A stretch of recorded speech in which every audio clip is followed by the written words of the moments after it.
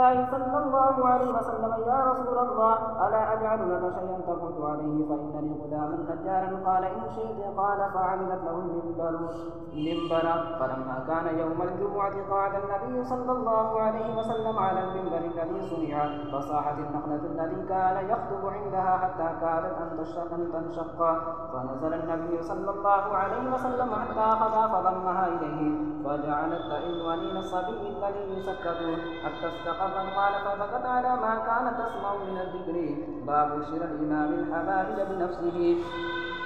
وقال ابن عمر: اشترى النبي صلى الله عليه وسلم جملا من عمر، واشترى ابن عمر بنفسه. وقال عبد الرحمن بن أبي بكر: جاء مشرك بغنم فاشترى النبي صلى الله عليه وسلم منه شاة، واشترى من جابر بعيرا. وبه قال: حدثنا يوسف بن عيسى قال: حدثنا أبو معاوية قال: حدثنا أعمش عن إبراهيم بن الأسود